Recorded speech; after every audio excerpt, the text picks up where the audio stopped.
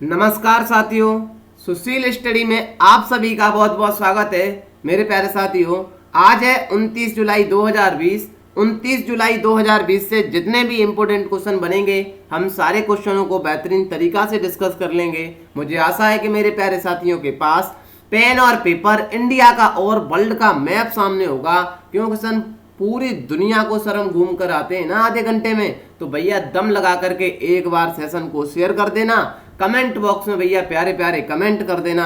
ये परिवार आपका है सर, सुझाव देना भी आपका बनता है ना सर। बिल्कुल शुरू करते हैं सर आज का सेशन धमाकेदार तरीके से। पहला क्वेश्चन, हाल ही में रूस ने चीन को किस मिसाइल की आपूर्ति करने से इनकार किया है? सर S-400 से मना कर दिया है रसिया ने। सवाल बना सर, बहुत सारे न्यूज में लिखा हुआ है। भैया हम बताएं आपको बेहतरीन तरीके से। रसिया ने तो 2015 को ही भैया दे दिया था S-400। सवाल बना सर फिर किसका मना किया है? हमने कहा वो देखा नहीं है आपने, तमंचों पर डिस्को करते हैं ना भैया। जो तमंचा होता है ना, तमंचे में जो हम कास्तूल या जो डालते हैं ना, मतलब चलाने के लिए जो हथियार डालते हैं इसे कास्तूल कहते हैं।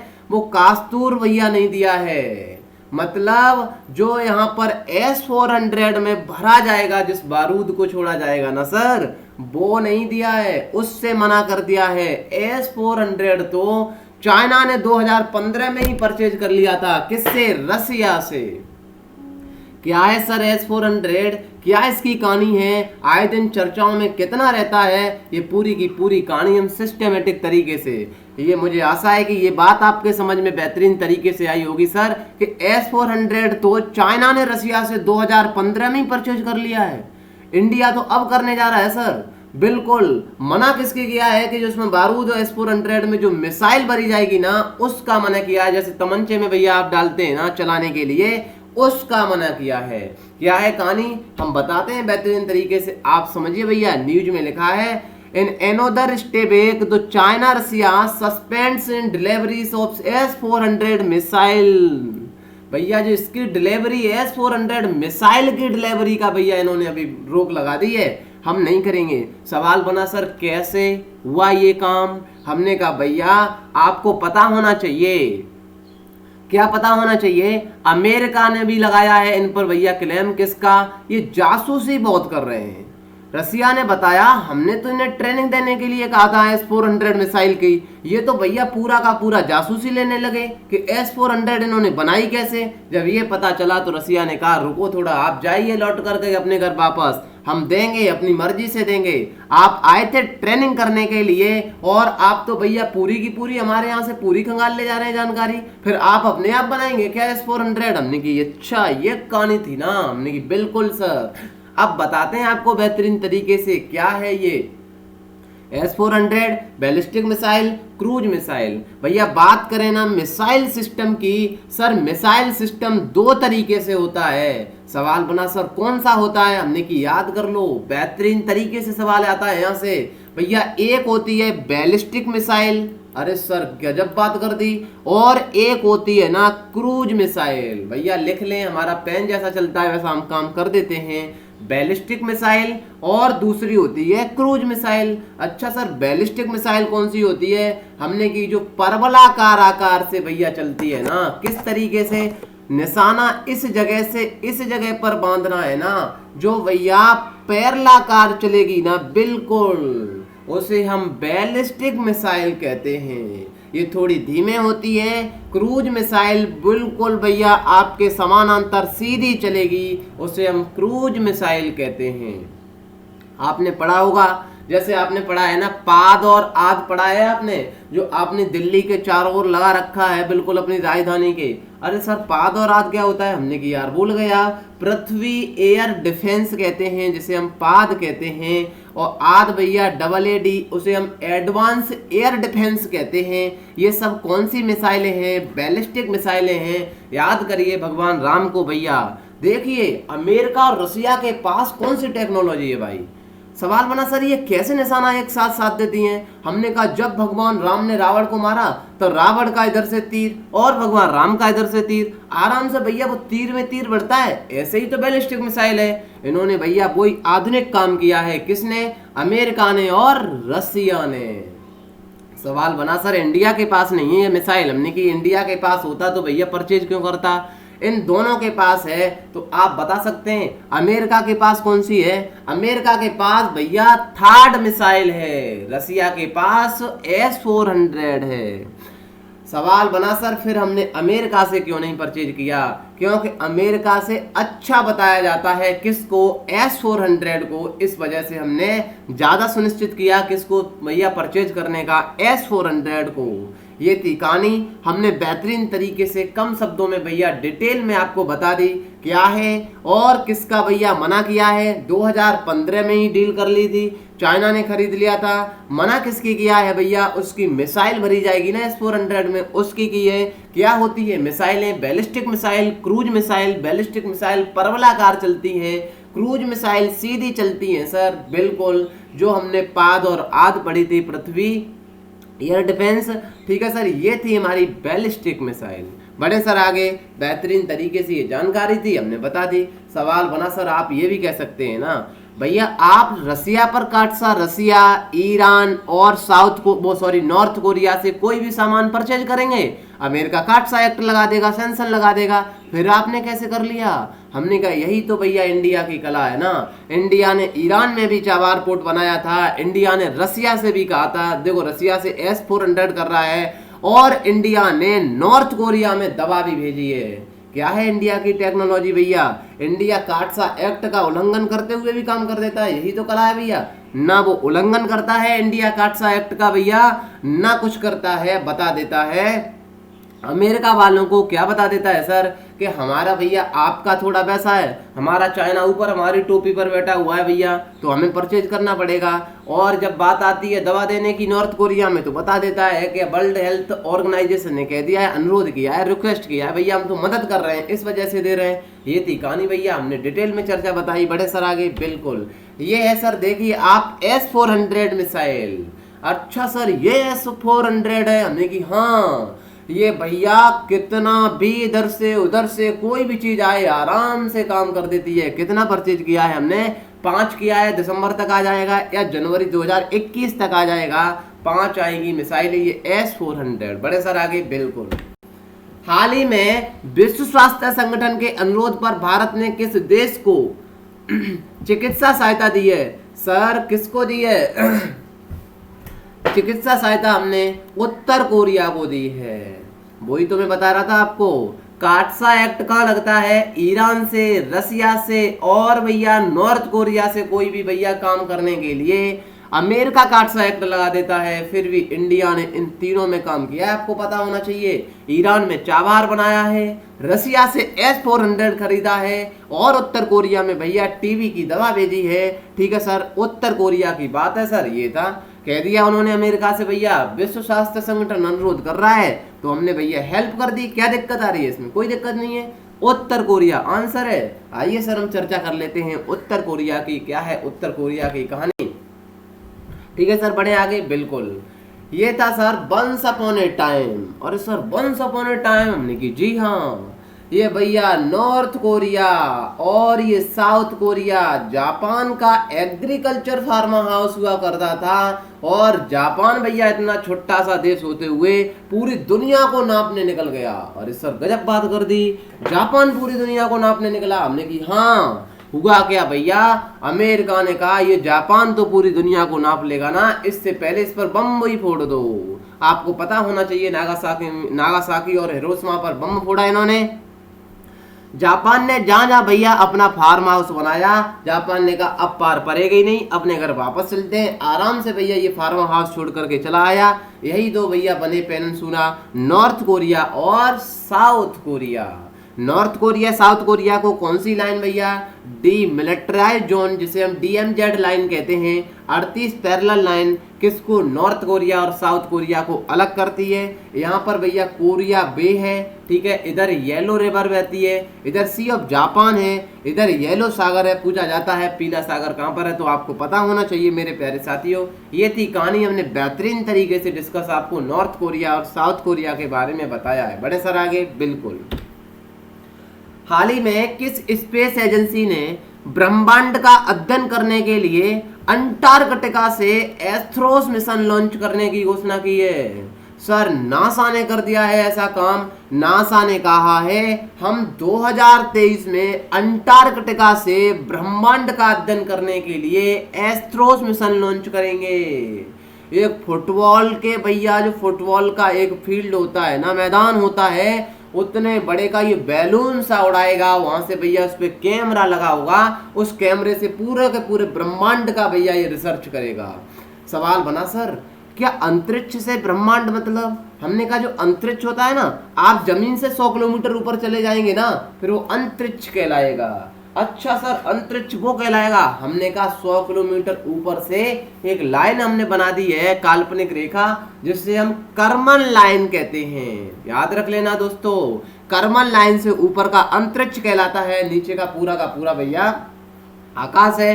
बिल्कुल, यहाँ पर हमने इसको लॉन्च करने का बात की है। किसको? एस्ट्रोस मिशन को नासा ने किया है। सर क्या है एस्ट्रोस? नासा के बारे में हमने अपने पुराने मित्रों को और भैया नए प्यारे साथियों को भी पहले भी बताया है। ठीक है सर, बड़े सर आगे। बिल्कुल, ये है सर एस्ट्रोस की आपको फुल फॉर्म जरूर याद होने चाहिए। Astrophysics stratospheric telescope for high spectral resolution observation at sub millimetres and wavelength है। भैया टिपिकल है थोड़ा, ये स्ट्रेटोस्फीयर में भेजा जाएगा। क्या है ये? नासा की कहानी बिल्कुल हम लेकर के आए। बड़े सर आगे। अटलांटिक महासागर में आज हम थोड़ा जल्दी कर दे रहे हैं क्योंकि आज सेशन भैया लेट है, थोड़ी दिक्कत थी, फिर कर देंगे डिटेल में कभी चर्चा। अटलांटिक महासागर में वर्ष 2020 का पहला तूफान कौन सा आया है? हरिकेन आया है भैया, आपको पता होना चाहिए मेरे प्यारे साथियों। ये हन्ना नाम से आया है। अरे सर तूफान क्यों नहीं, ज्यादा नहीं आ रहे? हमने कि यार गजब बात कर दिया आपने। तूफान भैया कैसे आते हैं आपको पता होना चाहिए। जब बहुत सारी गर्मी पड़ने लगती है ना, तो उसकी जो जमीन है ना, आप सपोज करिए सर, यहाँ से जैसे ही गर्मी पड़ी तो यहाँ की जो वायु है ऊपर उठने लगेगी। जब यहाँ वायु ऊपर उठने लगेगी भैया, तो यहाँ निम्न दाब का क्षेत्र क्रिएट हो जाएगा। जब यहाँ निम्न दाब का क्षेत्र क्रिएट होगा, इसके बगल बगल में भैया उच्च दाब का वायु, उच्च दाब होगा। उच्च दाब से वायु की जो हवाएं है ना, बिल्कुल सर, यहाँ जो जगह खाली हो जाएगी, इस जगह को घेरने के लिए आएगी और चक्करगंडी सी चलेगी। यही तो तूफान कहलाता है सर। बिल्कुल, क्या मेरी बात समझ में आई? हम बताते हैं सर आपको बेहतरीन तरीके से। ये हरिकेन हन्ना नाम से आया है। बहुत बहुत डिफरेंट नाम होते हैं, कभी डिटेल में चर्चा करेंगे भैया। ये टेक्सास मैक्सिको में आया है। याद करिए सर, वही टेक्सास है, ह्यूस्टन पढ़ा था हमने, जहां पर अभी वो बंद किया है भैया। टेक्सास में आपका जो दूतावास है वो बंद किया है ना। बिल्कुल सर, बड़े सर आगे। बिल्कुल, आपको मेरे प्यारे साथियों पता होना चाहिए क्या क्या नाम होते हैं। ये ट्रॉपिकल ऑफ कैंसर है, ट्रॉपिक ऑफ कैंसर है, ट्रॉपिक ऑफ कैप्रिकॉर्न है। इस पूरे वाले बीच वाले रीजन को भैया हम कहते हैं क्या? ट्रॉपिकल रीजन कहते हैं।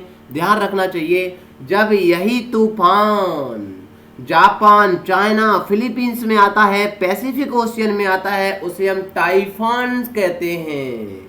जब यही तूफान मेरे प्यारे साथियों अमेरिका में, मैक्सिको में आने लगता है, उसे हम हरिकेन कहते हैं। यही तूफान जब भैया ऑस्ट्रेलिया में आने लगता है ना, उसे हम साइक्लोन या विली विली कहते हैं।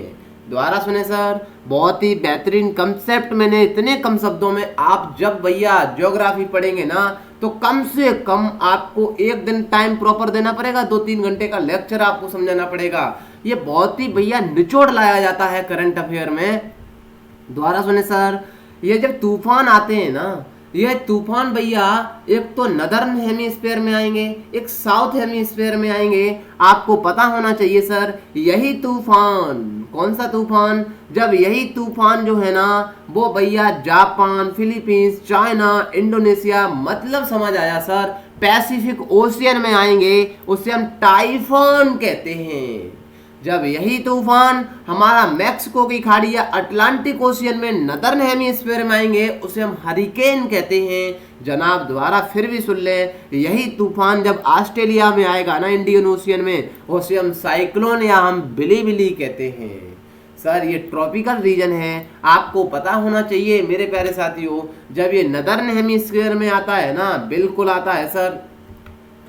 नदर्न हेमीस्फीयर में आता है, एक साउथर्न हेमीस्फीयर में आता है। आपको पता होना चाहिए जब भैया गर्मी पड़ती है तो वहां से जो है ना हमारी हवा ऊपर उठ जाती है तो वहां निम्न दाब का क्षेत्र क्रिएट हो जाता है। बगल में उसके भैया उच्च दाब होता है। उच्च दाब से वायु कैसे चलती है? उच्च दाब से निम्न दाब की तरफ चलती है। जब उच्च दाब से भैया निम्न वायु दाब की तरफ चलेगी तो हवाएं पहले कैसे नदर्न हेमीस्फीयर में, द्वारा सुने सर मैं इसमें समझाता हूँ आपको मैप में, द्वारा सुने बिल्कुल बेहतरीन तरीके से यहाँ पर बताता हूँ। नदर्न हेमीस्फीयर में हवाएं क्लॉकवाइज चलती हैं। द्वारा सुन ले सर, नदर्न हेमीस्फीयर में हवा इधर से आ रही थी तो इधर मुड़ जाएगी, बिल्कुल मुड़ जाएगी, सॉरी इधर से आ रही भैया, आपका ध्यान से समझना। जब हवा इधर से आएगी तो इधर मुड़ जाएगी, इधर से आएगी इधर मुड़ जाएगी, इधर से आएगी इधर, इधर से आएगी सर इधर, इधर से इधर, और इधर से आएगी तो इधर मुड़ जाएगी। तो भैया आप ध्यान से समझना, हाँ कैसे चलने लगागा, ऐसे चक्कर काटेगा कि नहीं काटेगा? दोबारा सुन ले सर, जब ऐसे चक्कर कटने लगेगा तो ये कैसा चल रहा है चक्कर? अरे सर गजब बात बताई आपने, बेहतरीन धांसू कॉन्सेप्ट। ये तो एंटी क्लॉकवाइज घूम रहा है। ऊपर नहीं है पेज में, द्वारा ले लेता भैया, इसमें अब स्लाइड में पेज नहीं ले सकता हूँ। बेहतरीन कंसेप्ट समझ रहा हूँ ज्योग्राफी का भैया। ये सब किसकी वजह से होता है मेरे प्यारे साथियों? ये कोरियोलिस बल के कारण होता है। कैसे आप कहेंगे एंटी क्लॉकवाइज कैसे आता है, क्लॉकवाइज कैसे आता है? ये बात ध्यान से समझ लेना। जब नदर्न हेमीस्फीयर की बात की जाएगी सर, नदर्न हेमीस्फीयर में हवा कैसे चलती है? क्लॉकवाइज चलेगी। आप हवा इधर से आ रही है, क्लॉकवाइज घुमाना इधर चलेगी। आप हवा इधर से आ रही है, क्लॉकवाइज घुमाना इधर चलेगी। आप हवा इधर से आ रही है, क्लॉकवाइज घुमाना इधर चलेगी। बहुत ही धांसू कॉन्सेप्ट है सर, सीख लें आज, थोड़ा टाइम लग जाए कोई दिक्कत नहीं है। इधर से हवा आई, आप खुद देखना अपने हाथ से, इधर चलेगी। अरे जनाब इधर से हवा आएगी तो इधर चलेगी, इधर से आएगी तो इधर चलेगी। ये भैया बहुत बहुत लोग नहीं समझा पाते इस कंसेप्ट को, मैं करंट में आपको समझा दे रहा हूं सर बेहतरीन तरीके से, आप जरा ध्यान देना। अब हवा को घुमा कर देखना, बहुत ही बेहतरीन। दोबारा सुने सर, हवा तो क्लॉकवाइज चलती है बट जो तूफान आता है ना वो नदर्न हेमीस्फीयर में एंटी क्लॉकवाइज आता है। ये बात मैं समझा रहा हूं। हवा कैसी चली हमारी? क्लॉकवाइज चली। अब भैया देखना हमारा जो आएगा ना साइक्लोन, वो कैसा आएगा देखना। द्वारा ऐसे चक्रघंटी सी कटेगी, ऐसे कटेगी, ऐसे कटेगी, ऐसे कटेगी जनाब, ऐसे कटेगी। तो ये कैसा चल रहा है सर? ये बिल्कुल सर एंटी क्लॉकवाइज चल रहा है। क्या ये बेहतरीन कंसेप्ट समझ में आया? जब सर यहाँ एंटी क्लॉकवाइज चल रहा है तो साउथ की बात करें ना, साउथ हेमीस्फीयर की भैया, वहां पर हवाएं एंटी क्लॉकवाइज चलती है और जो तूफान आता है जनाब वो हमारा क्लॉकवाइज चलता है। क्या ये कंसेप्ट बेहतरीन समझ में आया आपके? तो भैया प्यारे प्यारे थम्स अप तो बनने चाहिए ना। आप देखना ये जो चक्रघंटी सी कट रही है सर, ये बिल्कुल एंटी क्लॉकवाइज चल रही है। इसे हम भैया जो आपका आता है ना तूफान की आंख कहते हैं बीच में। ऐसा आपने देखा होगा, आपके दादा परदादा कहते हैं, आप जब बहुत सारी धूप पड़ती है ना, आप गांव से जाते हैं बाहर सर, तब देखते हैं अरे ये भूत सा आ गया। हमारे यहाँ भूत कहते हैं, आपके यहाँ पता नहीं क्या कहते हैं। ये सर भूत नहीं है, ये गांव के लोगों की सोच है जनाब, भूत कहते हैं। ये भूत नहीं सर, उन्हें बताइए ये भूत नहीं है सर, ये वायु दाब है जो हमारी वायु उच्च दाब से निम्न दाब के क्षेत्र को घेरने का काम कर रही है। यही तो होता है काम। छोटे छोटे भी आते हैं, बड़े बड़े भी आते हैं सर। ये साउथर्न स्फीयर की बात, हेमीस्फीयर की बात करें सर, यहाँ पर क्लॉकवाइज आता है। नदर्न में एंटी क्लॉक और इसमें क्लॉकवाइज पूछा जाता है सर। बहुत ही बेहतरीन सवाल पूछा जाता है, नदर्न में हवाएं कैसे चलती हैं? हवाएं क्लॉकवाइज चलती हैं, तूफान एंटी क्लॉकवाइज आता है। यहाँ पर हवाएं भैया एंटी क्लॉक चलती हैं, तूफान क्लॉकवाइज आता है। एक बार आप भी, मैंने जिस तरीके से हवाएं चलाकर दिखाई, घुमाकर दिखाया, आप भी बनाए सर। बड़े सर आगे, भारत की सबसे अमीर महिला रोशनी नाडर को हाल ही में किसका चेयरपर्सन चुना गया है सर? अरे सबसे अमीर महिलाएं, हमने की यार गजब बात कर दी। HCL भैया टेक्नोलॉजी का किया गया है। ठीक है सर, हम ये कहानी लेकर के आए, द हिंदू ने कवर किया है तो हम भी कवर कर देते हैं। ठीक है सर, बिल्कुल। ये है भैया रोशनी नाडर, सबसे अमीर महिला है भैया। हाल ही में राजस्थान राज्य ने अपना पहला प्लाज्मा बैंक कहाँ बनाया है मेरे प्यारे साथियों। बहुत ही बेहतरीन सवाल है। मैं वीडियो के माध्यम से भी आपको समझाना चाह रहा था, बट हुआ क्या सर, मैं वीडियो इस वजह से नहीं, इधर तो सेशन लेट भी है, तो जब सेशन लेट होता है थोड़ा भैया हमारा भी मनोबल डाउन होता है, क्योंकि हम इतनी मेहनत करने के बाद भी टाइम से काम नहीं कर पा रहे हैं। ये भी एक हमारा भैया कमी का स्रोत हो सकता है, क्योंकि हमारे पास इतनी टेक्निकल समस्याएं क्यों दिनों दिन खड़ी हो रही हैं, इसके बारे में हम भी विचार करने लगते हैं कभी कभी। हाल ही में राजस्थान राज्य ने प्लाज्मा, सवाल बना सर प्लाज्मा क्या होता है। हमने की यार गजब बात कर दी। हमने भैया अपने पुराने साथियों को तो पहले से ही बहुत बार हम रखा है प्लाज्मा के बारे में, क्या होता है प्लाज्मा। एक बार हम फिर बता देते हैं आपको बेहतरीन तरीके से। क्या है सर प्लाज्मा। भैया प्लाज्मा क्या है ये हम बताएं उससे पहले आपने जो ब्लड देखा है ना, अरे सर बिल्कुल देखा है ब्लड। हमने कहा भैया ब्लड में आरबीसी होता है। अच्छा, रेड ब्लड सेल कहते हैं। हमने की हाँ यार गजब बात कर दी। और भैया 55% प्लाज्मा होता है। सवाल बना सर फिर 45% क्या होता है। हमने कहा गजब बात कर दी। आरबीसी 45% में 44% आरबीसी होता है जनाब। 1% आपकी व्हाइट ब्लड सेल होती हैं, डब्ल्यूबीसी होती हैं। क्या ये मेरी बात समझ में आई। दोबारा सुने सर। जो ब्लड होता है आपका, बिल्कुल होता है सर। हमने कहा इस ब्लड में दो सिस्टम होते हैं। एक तो भैया 55% आपका प्लाज्मा होता है, और सर 45% दूसरा हिस्सा होता है। उसमें सर दो हिस्से और होते हैं। 44% सर आरबीसी होता है, जिसे हम रेड ब्लड सेल कहते हैं। 1% जनाब हमारा बिल्कुल डब्ल्यूबीसी होता है, जिसे हम व्हाइट ब्लड सेल कहते हैं। सवाल बना सर प्लाज्मा। हमने की अब बताते हैं ना प्लाज्मा क्या होता है। सर यही प्लाज्मा आपकी बॉडी भैया आपके ग्रुप का निर्धारण करता है। अरे सर क्या बात कर दी आपने, ग्रुप का हमारा निर्धारण प्लाज्मा करता है। हमने की यार गजब बात कर दी, हद है भाई। ये तो हमने कई बार समझाया है। आरबीसी और व्हाइट ब्लड सेल और भैया प्लाज्मा, ध्यान दे मेरे प्यारे साथियों। इसी प्लाज्मा पर जब ए एंटीजन पाया जाता है सर, हमने की यार गजब बात कर दी। अरे सर सॉरी, मैं भूल गया सर, बहुत सॉरी, माफी मांगता हूं मैं आपसे। ये सर जो आरबीसी होता है ना आपका, हमने की हाँ, ये जो एंटीबॉडी होता है सर, एंटीबॉडी प्लाज्मा में पाया जाता है सर, और आपका एंटीजन आरबीसी पर पाया जाता है। अरे सर बिल्कुल भैया होता है ऐसा कंफ्यूजन। आरबीसी में भैया एंटीजन पाया जाता है। यदि किसी भी भैया व्यक्ति के ए एंटीजन होगा ना जनाब, हमने की हाँ यार गजब बात बताई, तो भैया ए ग्रुप कहलाएगा। अच्छा सर, हमने की हाँ। और सर बी एंटीजन होगा तो बी ग्रुप कहलाएगा। कोई भी एंटीजन भैया, ए बी एंटीजन होगा तो ए बी ग्रुप कहलाएगा। कोई भी एंटीजन नहीं होगा तो ओ ग्रुप कहलाएगा सर।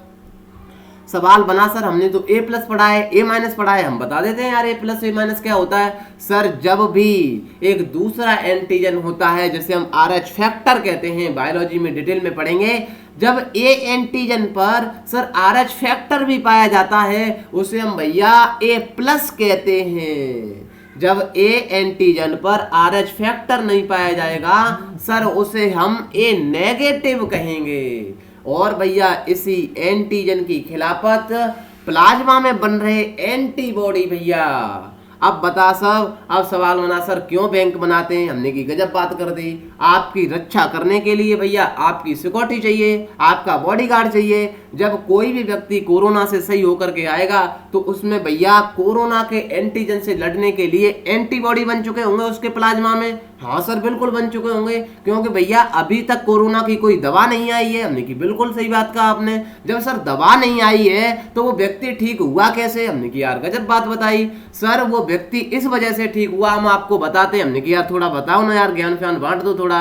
अरे सर वो इस वजह से ठीक हुआ ना कि उसके प्लाज्मा में एंटीबॉडी भैया कोरोना से लड़ने के लिए बन गए। हमने की अच्छा तो फिर क्या करें। अरे सर उस बंदे को पकड़ लो ना, और राजी से मान जाए तो भैया राजी से ले लो, एक बैंक खोल दो। बहुत सारे हमारे देश में भैया बहुत सारे दान करने वाले हैं, आराम से भैया आएंगे अपना प्लाज्मा डोनेट कर जाएंगे। हमने कि यार ये गजब धांसू कंसेप्ट बताया। अरे सर उसके प्लाज्मा से एंटीबॉडी निकाल लेंगे ना, वो व्यक्ति कोई दूसरा कोरोना से आएगा, उस व्यक्ति में भैया उसी का प्लाज्मा हम डाल देंगे तो उस व्यक्ति में भी एंटीबॉडी बन जाएंगे, क्योंकि कोरोना से लड़ने के लिए। सर आपको पता होना चाहिए यही तो हम एंटीबॉडी बनाते हैं ना, anti missile, anti ballistic missile, किसके लिए? लड़ने के लिए। यही एंटीबॉडी बनते हैं किसमें? प्लाज्मा में। जयपुर में बनाया गया है सर राजस्थान के। ए ऑप्शन करेक्ट सही है भैया। राजस्थान के बारे में हमने बहुत पहले से ही पढ़ रखा है। ये राजस्थान के गवर्नर है कलराज मिश्र ने भैया बता दिया है कि हम प्लाज्मा बैंक कहाँ पर बनाया जा रहा है? Mansingh hospital in Jaipur. और भैया ट्रीटमेंट ऑफ कोविड-19 पेशेंट। ठीक है सर, बढ़े आगे। हाल ही में मध्य प्रदेश के राज्यपाल के रूप में किसे नियुक्त किया गया है? आपको पता होना चाहिए जनाब, मध्य प्रदेश के राज्यपाल लालजी टंडन का निधन होने के बाद एडिशनल चार्ज दिया था आनंदीबेन पटेल को। अब आनंदीबेन पटेल को दूसरे राज्य का भी दर्जा भैया दे दिया गया है। मध्य प्रदेश के राज्यपाल के रूप में आनंदीबेन पटेल को नियुक्त कर दिया गया है। बी ऑप्शन करेक्ट सही है भैया। बड़े सर आगे, ये है आनंदीबेन पटेल। भैया हम बताएं मध्य प्रदेश की, मध्य प्रदेश मध्य में स्थित है, इसी वजह से इसका नाम मध्य प्रदेश बना है। मध्य प्रदेश में एक भोजताल भी स्थित है। मध्य प्रदेश की सीमा भैया राजस्थान से, उत्तर प्रदेश से, छत्तीसगढ़ से, महाराष्ट्र से, गुजरात से लगती है। भैया बहुत मेहनत करनी पड़ती है वाकई में। आप एक बार दम लगा करके यार सेशन को शेयर तो कर दिया करो। आप भी इस जगह पर हो तो कैसा लगेगा? ठीक है सर, बढ़े आगे। मध्य प्रदेश की भैया और बात बताएं तो जीवन अमृत योजना, जीवन शक्ति योजना, संकल्प योजना। यहाँ जीवन शक्ति योजना है ना, जिसमें महिलाएं मास्क बनाएंगी। तो रोको टोको अभियान चलाया था हमने, तो रोको टोको अभियान में भैया यही मास्क बांटे जाएंगे तो इनको भी रोजगार मिल जाएगा, उन बंदों को भी मास्क मिल जाएंगे। सबसे खराब शिशु मृत्यु दर, रेडियो स्कूल की योजना, झाबुआ जिले में दीदी बांध सेवा। भैया आप इसको पढ़ लेना। ठीक है सर, बढ़े आगे। रोको टोको अभियान ये लिखा है आपको, मैंने सारी डिटेल में लिख कर दे दिया है। हाल ही में भारत सरकार ने चीन के और कितने ऐप पर प्रतिबंध लगा दिया है? पहले 59 पर लगाया, अब 47 और लगा दिया है सर। ये थी कहानी, आराम से हमने आपको बताई। भैया चाइना की बात करें, ये प्यारा सा इंडिया है जनाब, बिल्कुल है सर। हमने कहा इंडिया से नेपाल दद्दा मिल जाएंगे, ऊपर जाएंगे तो चाइना मिल जाएंगे। जो लिखते हैं ना 11 जिनपिंग, सी जिनपिंग कहते हैं सर, बिल्कुल। बड़े सर आगे। हाल ही में मौसम के पूर्वानुमान के लिए मौसम ऐप किसने लॉन्च किया है? डॉक्टर हर्षवर्धन ने लॉन्च किया है सर। ये मौसम की पहले ही जानकारी बता देगा। चाइना ऐप डिलीट करने के बाद हम आत्मनिर्भर भारत की तरफ बढ़ रहे हैं सर। बहुत सारे ऐप हम भी लॉन्च कर सकते हैं और इंडिया में तो भैया इतना दम है, सब कुछ करके दिखा सकता है। सी ऑप्शन करेक्ट सही है। ये है सर मौसम भैया ऐप। हाल ही में विश्व प्राकृतिक संरक्षण दिवस कब मनाया गया? 28 जुलाई को भैया हेपेटाइटिस दिवस भी मनाया जाता है, विश्व प्राकृतिक संरक्षण दिवस भी मनाया जाता है। 28 जुलाई वर्ल्ड नेचर कंजर्वेशन डे मनाया जाता है मेरे प्यारे साथियों। हम बताएं आपको जुलाई के प्रमुख दिवस की बात। 1 जुलाई को स्टेट बैंक की स्थापना दिवस, 2 से 31 जुलाई को विशेष संचारी रोग नियंत्रण माह। आपका भैया जितना हमें प्यार मिलेगा ना, उतना हमें भैया बहुत सारा मोटिवेशन हमको भी मिलता है। 4 जुलाई को संयुक्त राज्य अमेरिका का स्वतंत्रता दिवस, 4 जुलाई को अंतर्राष्ट्रीय सहकारिता दिवस, 6 जुलाई को विश्व जूनोसिस दिवस, 11 जुलाई को विश्व जनसंख्या दिवस, 14 जुलाई को, याद रखना मैं रोजाना इनको पढ़ता हूं सर, ये काम मेरा होगा ना जनाब, आप सोचा करें। आप इसको पढ़ेंगे लिखेंगे, आपका काम होगा। कॉमन सेंस की बात है सर, इनको रोजाना रिवाइज करा करें। जून के आए, जून के हमने सारे याद कर लिए। जुलाई के हम ऐसा दिन नहीं जाता है 30 दिन भी इनको पढ़ते हैं सर। अब 30 दिन में 30 बार तो पढ़ ही लेंगे ना सर, बिल्कुल पढ़ लेंगे, आराम से याद हो जाएंगे। 17 जुलाई को न्याय के लिए विश्व दिवस, याद भी नहीं होंगे ना, एग्जाम में आएंगे। आपकी तो भैया वैकल्पिक परीक्षा है, कोई IAS का एग्जाम तो आपको देना नहीं है। 17 जुलाई को न्याय के लिए विश्व दिवस, 18 जुलाई को नेल्सन मंडेला का अंतर्राष्ट्रीय दिवस, 20 जुलाई को अंतर्राष्ट्रीय शतरंज दिवस, 26 जुलाई को कारगिल का विजय दिवस, 28 जुलाई को विश्व हेपेटाइटिस दिवस और भैया विश्व प्राकृतिक संरक्षण दिवस भी मनाते हैं, कंजर्वेशन डे मनाते हैं। मेरे प्यारे साथियों, पूरा का पूरा हमारा सुशील स्टडी टेलीग्राम है, जिस पर सारी वीडियो एक साथ मिल जाएगी। मिलते हैं सर अगले वीडियो में, तब तक के लिए bye bye, till then take care, see you, जय हिंद जय भारत।